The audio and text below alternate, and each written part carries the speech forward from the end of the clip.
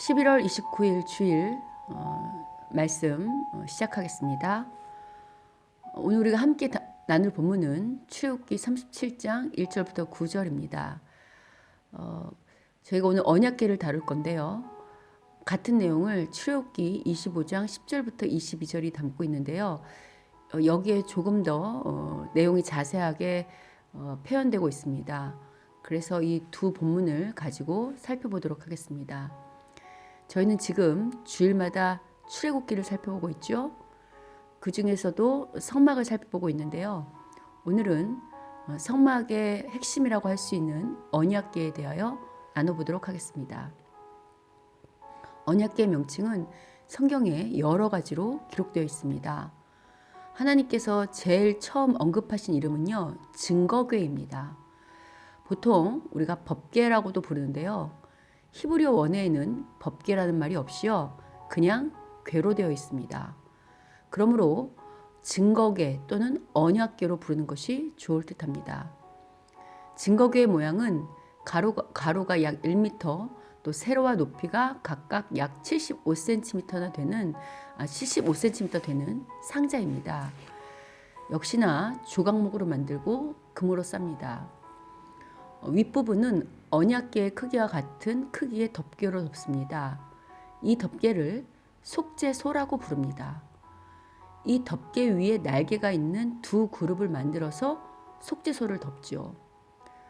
금고리를 한쪽에 2개씩 만들어서 채로 끼워서 메고 다닐 수 있게 하였습니다. 증거궤는요, 성소와 지성소 사이에 그 휘장 뒤에 있는 그 지성소에 증거궤를 둡니다. 출애굽기 25장 21절을 보면요, 증거궤 안에는 증거판, 즉 모세가 시내산에서 받은 그 십계명이 적힌 두 돌판 아시죠? 그걸 넣으라고 말씀하십니다. 또 출애굽기 25장 2절의 전반부에서요, 하나님은 이 속죄소에서 모세를 만난다고 말씀하십니다. 그래서 이런 구절로 인해서 성막의 다른 이름이요, 만남의 장막이 되는 것입니다. 연이어 출애굽기 25장 22절 후반부에서는요, 하나님께서는 이 속죄소에서 이스라엘을 위하여 명령할 모든 일을 말씀하시겠다고 말씀하십니다. 성막의 본질이 하나님의 함께하심이라고 할 때요, 하나님과의 만남을 상징하는 이 속죄소가 있는 이 언약궤가 가장 중요한 성막의 핵심이 되는 거죠. 그래서 하나님께서 성막의 설계도를 주실 때도요, 가장 먼저 증거궤를 말씀하셨습니다. 하나님의 임재를 상징하는 증거궤가 없으면 성막이라 할 수 없습니다. 다시요, 성막이 하나님의 임재를 상징한다고 할 때 그 임재를 상징하는 속죄소가 어디에 있다고요? 예, 바로 이 언약궤, 증거궤에 있다고요. 그래서 성막에서 가장 중요한 게 뭐냐면 바로 이 증거궤라고요. 또 이 증거궤는 절대로 다시 만들지 않습니다. 제가 요새 매일 묵상하는 책이 역대하죠. 그 역대하에서 솔로몬이 성막을 대신해서 성전을 아주 웅장하게 지었던 거, 건축했던 거 기억하시죠? 그때 솔로몬이 성막에 있던 다른 기구들은 다시 다 새롭게 아주 크고 화려하게 만들었는데요. 이 증거궤만큼은 다시 만들지 않았던 거 기억하십니까? 그래서 역대하 5장 2절 이하를 보시면요, 솔로몬이 새로운 성전을 완공한 후에 오늘 본문의 이 모세와 또 그 출애굽 시대의 그 이스라엘 사람들, 그 조상들이 만들었던 이 언약궤, 이 언약궤 그대로를 성전에 안장하지 않습니다.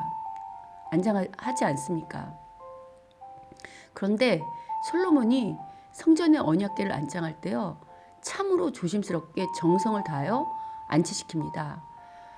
왜냐하면요, 구약에서 하나님의 임재를 상징하는 이 증거궤, 즉 언약궤에는요, 하나님의 능력이 나타나기 때문입니다. 여러분 혹시 구약에서 언약궤를 함부로 만졌다가 죽었던 사람, 그 웃사 이야기 기억하시죠? 그뿐이 아닙니다. 출애굽한 광야 2세대가요. 가나안 땅에 입성한 후 요단강 앞에 섰습니다. 그러니까 홍해 건넌 거 말고 또 이제 또 다른 강, 요단강이요. 당시 비가 많이 오는 시기였기 때문에요. 요단 강물은 평소보다 훨씬 수위가 높았습니다. 여러분, 홍수가 날 때 허리 정도밖에 차지 않는 계곡임에도 불구하고 사람들이 그 어떤 계곡이나 강을 건너다가 물살에 떠내려가는 거 본 적 있으시죠? 왜 그러냐면 홍수 때는 물이 불어나는 것도 위험하지만요. 물살이 아주 빠르기 때문에 강물을 건너는 것이 위험한 것입니다. 그런데 요단강은 비가 많이 오는 우기 때는요. 수심이 3, 4m가 될 정도로 물이 아주 많이 불어났고요. 시속 16km의 빠른 속도로 물이 흘렀습니다. 더군다나 요단강의 폭이 30m나 된다고 하더라고요. 따라서 우기 때 요단강을 건넌다는 것은 거의 죽겠다고 뛰어드는 것과 다름없습니다. 그런데 하나님께서 이 요단강을 건너라고 하셨잖아요. 근데 어떻게 건너냐면 이 증거궤를 맨 제사장들이 먼저 요단강물을 밟았을 때 요단강이 갈라졌죠. 이뿐 아닙니다. 가나안 땅에서 가장 강한 성인 여리고 성이 그 여리고 성 아시죠? 그 여리고 성을 무너뜨릴 때도요. 증거궤 즉 언약궤를 메고 돌라고 명령하셔서 그 언약궤를 메고 돌 때 성이 무너졌죠. 이처럼 구약에서 하나님의 임재를 상징하는 증거궤에는요. 하나님의 능력이 나타났습니다. 그럼 중요한 것은 이 증거궤가 오늘 의미하는 바가 무엇인가가 중요하겠죠. 이게 우리에게 어떤 의미가 있느냐 이게 중요하겠죠. 앞서서 하나님의 임재 즉 하나님이 함께 하시는데 어떻게 함께 하시냐면 아까 그 증거궤 속에서 말씀으로 함께 하신다 그랬잖아요. 그러니까 다시 말하면 하나님이 임재하시는데 말씀으로 함께 하신다는 거죠. 이런 언약궤의 능력을 안 이스라엘 백성은요. 엘리 제사장 시대에 블레셋과의 전쟁에서 이 언약궤를 이용합니다. 고대 사람들은 전쟁을 신들의 전쟁이라고 생각했거든요. 그런데 이제 블레셋과의 전쟁에서 그 이스라엘이 패합니다. 당시가 이제 사사시대였는데 이 사사시대 이스라엘은 이 전쟁의 신이신 하나님이 함께 하심을 상징하는 이 언약궤가 없이 전쟁에 참여해서 패배한 것을 생각합니다. 이 이야기가 사무엘상 4장에 등장하죠. 이런 연유로 이스라엘은 실로에 있는 언약궤를 가져와 전쟁에 다시 참여하죠. 언약궤가 진영에 들어왔을 때요. 온 이스라엘은 와 이제 다 이겼다 하는 마음으로 승리의 함성을 질렀습니다. 이제 하나님의 함께 하심을 상징하는 언약궤가 있으므로 당연히 이스라엘의 승리를 예견한 것이죠. 이스라엘 함성과 더불어 언약궤가 이스라엘 진영에 도착했다는 소식을 들은 블레셋 군사들은요. 우리에게 화로다. 누가 우리를 이 능한 신의 손 건지리요. 이 신은 광야에서 여러 가지 재앙으로 애굽인을 친 신이라고 말하면서요. 아주 두려움에 떱니다. 자, 과연 이 전쟁은 어떻게 되었을까요? 여러분은 이 전쟁에서 누가 승리했을 것 같으십니까? 하나님은 모든 전쟁을 주관하시는 전쟁의 신이시고요. 그런 하나님의 함께 하심을 상징하는 언약궤를 지금 이스라엘이 지녔잖아요. 그러니까 이런 공식대로라면 이스라엘이 승리하는 것이 당연하죠. 더군다나 언약궤에 하나님의 능력이 있다는 것은 이미 가나안에 입성할 때 그 여리고와 싸우는 그 전쟁에서도 여리고 전투에서도 입증되지 않았습니까? 이런 기대를 안고 이스라엘은 참으로 열심히 블레셋과 싸웠을 것입니다. 그런데 결과는 대참패였습니다. 언약궤 없이 참전했던 그 앞의 전투에서는요. 4,000명의 군사가 죽었거든요.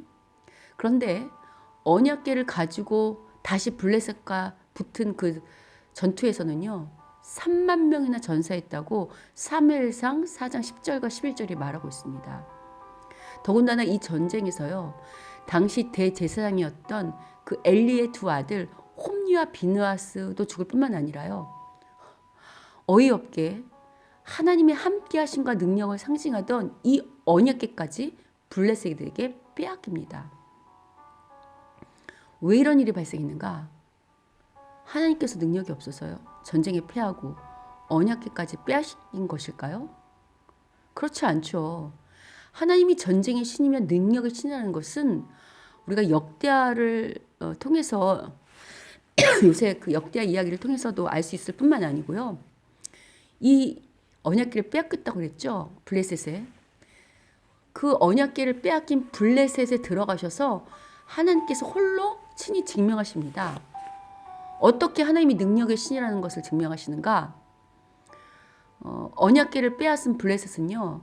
이 언약궤를 자신들의 신을 모시는 그 다곤이라는 신이 있는 그 다곤 신전에 가져다가 그 신상 옆에 둡니다. 그런데 그 밤에 하나님은요. 홀로 다곤 신의 머리와 손목을 끊어 몸뚱이만 남겨두셨습니다. 이뿐 아닙니다. 다곤 신전이 있던 아스돗 지방에 독한 종기재앙을 내리시죠. 그래서요. 블레셋 사람들이 다음날 이 광경을 보고요. 이스라엘의 신의 그 궤인 언약궤가 우리와 우리 신 다곤을 친다고 블레셋 사람들이, 그러니까 하나님을 믿지 아니하는 블레셋 사람들이 고백할 정도로 하나님께서 아주 독한 종기의 재앙으로 그 땅을 심판하시고 치십니다. 이에 놀란 블레셋 사람들은요. 스스로 이 언약궤를 다시 이스라엘로 돌려보냅니다. 이처럼 하나님은요. 아무도 없이 홀로 블레셋 땅에서 당신의 능력을 상징하는 그 언약궤를 통해 승리하십니다. 이처럼 분명 언약궤에는 하나님의 능력이 있는데 나타나는데요. 왜 언약궤를 가지고 블레셋과 싸웠던 이스라엘은 대패였을까요? 그 답은요. 이스라엘이 이 언약궤를 하나님의 하나의 부적처럼 여겼기 때문입니다. 앞서서 언약궤가 상징하는 것은 말씀으로 함께 하시는 하나님이라고 했죠. 이는 단지 언약궤만 있으면 하나님께서 함께 하시는 의미가 아닙니다. 언약궤에 하나님의 능력이 나타나기 위해서는 말씀으로 역사하시는 하나님이 증거돼야 되잖아요. 그러기 위해서는요. 이스라엘 백성이 하나님 말씀에 순종할 때, 그 말씀에 순종할 때 하나님의 능력이 나타나게 되는 것입니다. 블레셋 전투에서 언약궤를 들고 참전했던 이스라엘 당시 사사시대 사람들은요. 그들의 신앙은 말씀과 상관없을 만큼 타락했었습니다. 그 예가요. 바로 앞서서 그 블레셋과의 전쟁에서 그 두 아들인 대제사장의 두 아들인 홈리와 비느하스가 죽었다 그랬잖아요. 근데 이 죽은 홈리와 비느하스의 행실에서도 얼마나 신앙이 타락했는지 알 수 있습니다. 이 두 아들, 이 홈리와 비느하스는요. 신분이 대제사장이에요. 제사장이에요. 그러니까 오늘로 치면 목사나 이런 사역자 같은 종교 지도자들이죠. 그럼에도 불구하고 성막에서 수종된 여인들을 희롱해서 동침할 뿐만 아니라요. 이게 그 성도들이, 그러니까 백성들이 하나님께 제사를 드리기 위해서 제물을 가져오면 가장 좋은 것을 먼저 취해서 자신의 것으로 삼았습니다. 제사장이 이렇게 타락했으니 백성들은 말할 것도 없죠. 그래서 사사시대 이스라엘이 어떤 신앙의 상태였는지를 가장 잘 말해주는 성경 구절이 사사시대에 등장하는데요. 바로 자기 소견에 옳은 대로 행한다는 구절입니다. 이처럼 삶의 모습은 하나님의 말씀과 상관없이 자기 소견에 옳은 대로 행하면서요.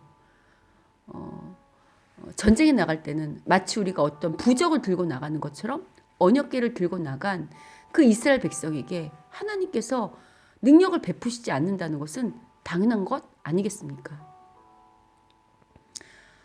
이처럼 이렇게 하나님 말씀과 상관없이 하나의 승리의 부적처럼 하나님을 여기면 안 된다는 것은요. 우리가 믿는 기독교가 어떤 종교인지를 잘 말해줍니다. 그러니까 특징을 말해주죠. 여러분, 구약의 성막이 온 우주를 주관하시는 신이신 하나님이 계시는 신전이라고 할 때요, 세상의 신전과 다른 것이 있습니다. 어떤 것이 다른가? 가장 극명한 것은요, 여러분 잘 생각해 보시면 사람이 만든 신전의 그 핵심부, 중앙, 혹은 신전을 만들 때는 항상 그 신전에 무엇이 있죠? 네, 그 신전을 대표하는 신상, 즉 신의 형상이 있잖아요. 그런데 하나님이 계신 신전, 즉 이 성막에는 혹은 성전에는 하나님의 형상이 없습니다. 대신 이 언약궤가 있죠. 그런데 이 언약궤가 뭐라고 그랬죠? 말씀으로 함께 하시는 하나님을 상징한다고 그랬잖아요. 그러니까 보이는 형상은 없는데, 신의 형상은 없는데 형상 대신 있는 게 뭐라고요? 증거궤요. 언약궤. 근데 이 언약궤가 상징하는 게 뭐냐면 말씀으로 함께 하신 하나님이라는 겁니다. 여기에 기독교와 다른 종교에 극명한 차이가 있습니다. 무엇인가? 바로 기독교는요, 듣는 종교라는 것입니다. 이는 10계명 중에서요, 어떤 형상도 만들지 말라는 제2계명과 또 일맥상통하죠. 우리가 믿는 하나님은요, 사람이 볼 수 없을 뿐만 아니라요, 우리가 보지 못했잖아요. 우리가 보지 못했는데 그 인간의 한계로 어떤 형상을 표현할 수 있는 하나님이 아니라는 거죠. 우리가 아무리 어떻게 최고의 형상으로 만든다 할지라도 그 전능하신 하나님을 다 표현해낼 수 없어요. 그러나 우리가 믿는 하나님은 볼 수는 없는 하나님이시지만요, 우리에게 말씀하시는 하나님이시라는 것입니다. 즉 말씀하시는 신이라는 거죠. 여러분 잘 생각해 보시면요, 사람이 눈에 보이게 만든 형상, 그러니까 가짜 신, 그 우상은요 말하지 않습니다. 잘 생각해 보십시오. 우리가 비나이다 비나이다 하면서 소원을 비는 이 사람이 만든 우상이 사람 보고 이래라 저래라 하고 말하는 거 보셨습니까? 사람이 만든 가짜 신들은요, 그저 사람이 자기 소원을 이루기 위해 제물을 바치고 빌기만 하는 비는 대상이죠. 일일이 사람의 삶을 간섭하면서 이렇게 살아라 저렇게 살아라 하고 간섭하지 않습니다. 그러나 우리가 믿는 하나님은요, 우리 삶의 매 순간 함께 하시며 이래라 저래라 간섭하신다는 거예요. 어떻게 간섭하시는가? 당신의 말씀으로 간섭하시죠. 더군다나 이 증거궤 역시 우리가 성막이 다 예수님으로 성취됐다고 했잖아요. 그럼 이 증거궤 역시 예수님으로 성취된 거죠. 그럼 잘 생각해 보십시오. 하나님께서는 친히 우리를 간섭하시기 위해 이 땅에 예수님의 모습으로 오셨죠. 근데 어떻게 오셨냐면 말씀으로 우리에게 간섭하시기 위해 이 땅에 오셨단 말입니다. 그래서요, 말씀의 언약궤가 되신 예수님을 요한복음이 이렇게 소개하는 것입니다. 요한복음 1장 1절을 보시면요, 태초에 말씀이 계시니라, 이 말씀이 하나님과 함께 하셨으니 이 말씀은 곧 하나님이십니다 라고 말하잖아요. 여기서 말씀은 예수님이시잖아요. 뿐만 아니고요, 요한복음 1장 14절을 보시면요, 말씀이 육신이 되어 우리 가운데 거하시매 라고 말하는데요. 그러니까 지금 이 하나님이신 예수님이 육체를 입고 우리 가운데 거하신다고 하잖아요. 근데 여기서 거하다라는 헬라 동사가 바로 스케노인데요. 스케노가 무슨 뜻인 줄 아십니까? 바로 장막을 치다입니다. 즉 말씀이신 예수님께서 친히 성막이 되어 우리와 함께 하시기 위해 이 땅에 오셨다는 거죠. 이걸 다른 말로 하면 말씀이신 하나님께서 말씀으로 우리를 간섭하시기 위해 이 땅에 오셨다는 것입니다. 이런 신약의 말씀들은요, 오늘 본문에서 말씀으로 함께 하시는 하나님을 이 상징하는 이 증거궤, 이 언약궤가 예수님 안에서 다 이루어졌음을, 예수님의 성취되었음을 정확하게 보여주고 있죠. 그러므로 여러분, 이제 이 언약궤가 상징하는 것은 말씀으로 함께 하시는 주님이십니다. 이제 하나님은요, 예수님의 말씀을 통해 우리에게 간섭하신다는 것입니다. 그리고 성막의 핵심이 증거계인 것처럼 우리 안에 성령님이 계시잖아요. 이 성령님이 뭘로 우리 안에 계시냐면 말씀으로 계시죠. 말씀으로 함께 하시죠. 그리고 이 예수님의 말씀에 비추어 성경을 이해할 때 이제 이 언약계 되신 예수님의 능력이 우리에게 나타난다는 겁니다. 이는 단지 지식만으로 성경을 이해한다는 것을 말하는 것이 아닙니다. 앞서서 기독교의 가장 큰 특징이 하나님의 말씀을 듣는 것이라고 했죠. 여기서 듣는다는 것은요, 단지 듣고 이해하는 수준을 말하는 것이 아닙니다. 듣는다는 것은 곧 순종을 의미하죠. 따라서 예수님의 말씀대로 행할 때만 우리의 언약계 되신 이 예수님의 능력이 우리 삶에 나타난다는 것입니다. 그래서 예수님께서 마태복음 7장 21절에서 이렇게 말씀하시는 것입니다.